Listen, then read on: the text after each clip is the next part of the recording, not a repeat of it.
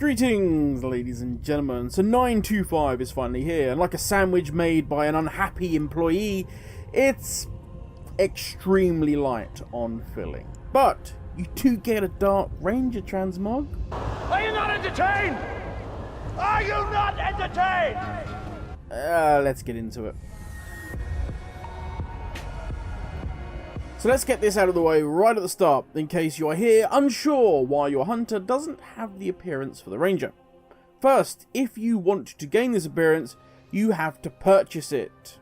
Yes, that's right, it doesn't drop straight into your appearances. You need to head to the True Shot Lodge. We are going all the way back to our Legion Order Hall for the hunters. And for those of you that can't remember how to get there, all you need to simply do is use your Dalaran Hearthstone, head back to the main flight deck. You'll see the giant eagle sat on a rock.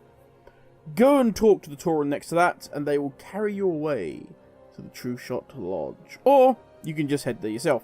Both is good. It costs about 1,000 gold to buy, but here's the kicker. You need to have completed the quest line on the hunter you want to purchase the set with.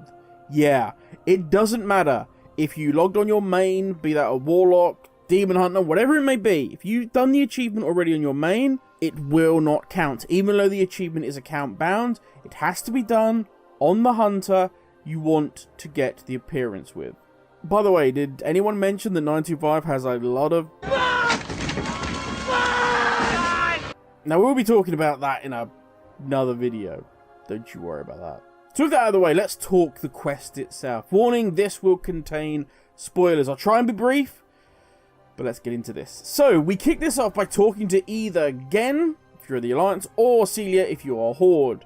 They are both just chilling in Oribus. We will be tasked with heading to Brill and finding out what's been happening. I will say, upon arrival, Brill is in a pretty good state considering how I remember it being when we left. You are then introduced to a lovable band of misfits, as if we were, I don't know, gathering undead members for an Ocean's remake. We find out we need to get a sample of the plague, but not just any sample. This has to be a pure sample. Now you may be thinking, oh my god, this is going to be amazing. We're going to gain some sort of magical device, a helmet or something, and that's going to enable us to walk through plague so we don't die instantly. And then we're going to be able to explore the inner corridors of Lordaeron until we can find an unbroken container of plague. We're going to take a sample of that. But while we're doing this, we'll be sort of as if we're going through a shipwreck underwater. We'll be able to see the bodies and the carnage of what happened when the plague was released, giving us this kind of creepy vibe. No, you're going to walk about 30 feet into the plague in the middle of Tirisful Glade and grab a sample from there. Apparently that'll be fine.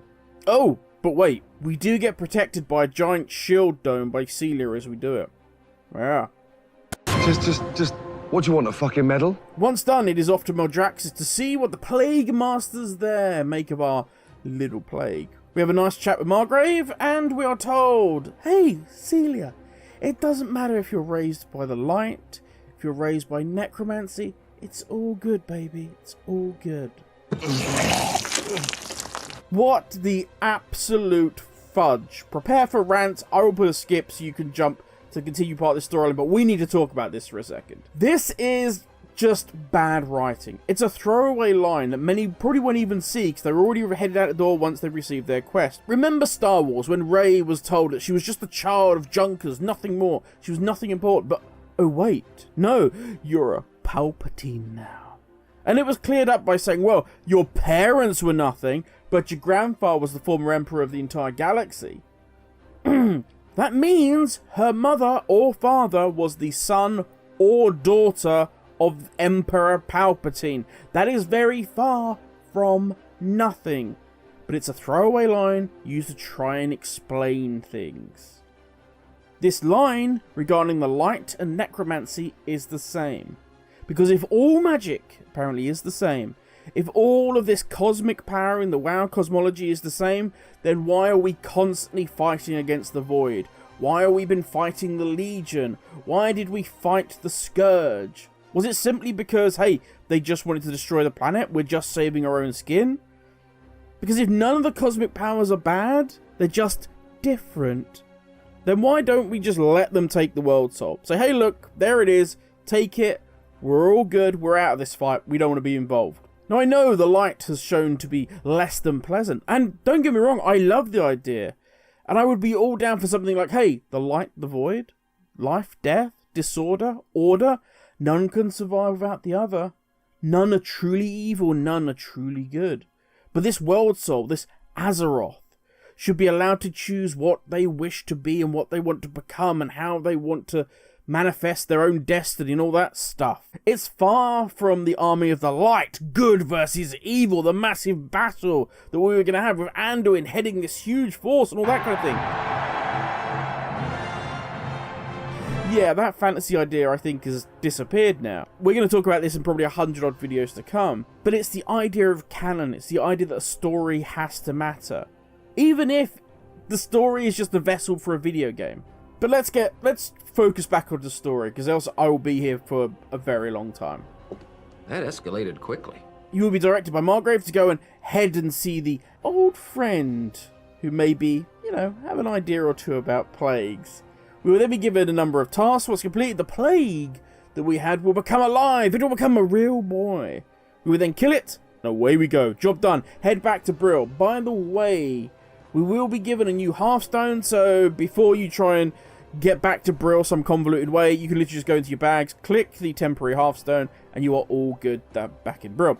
Once you are back in Brill, we jump on a bat, we fly over Lordaeron, go on a big bombing run. Eventually, the plague will all come together into a giant plague monster. Kill it, and you're done. Well done. You'll get some dialogue here, and I'm not going to go on a rant again.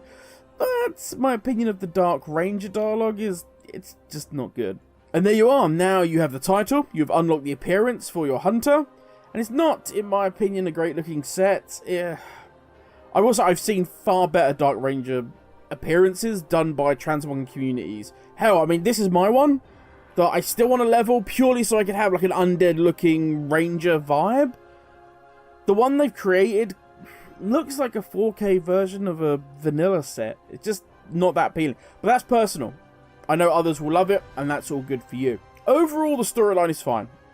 I like the kind of the new cancelled characters. I also like how they've kind of defined the original Forsaken and why they see themselves as different, certainly to Celia.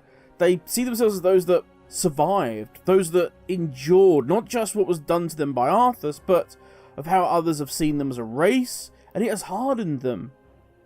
They question if Celia has the will to survive, the drive like they have, whether she has the same pain, the same anger inside of them. If she will even ever understand that pain. It's the pain that binds the Forsaken to each other, even when Sylvanas is gone.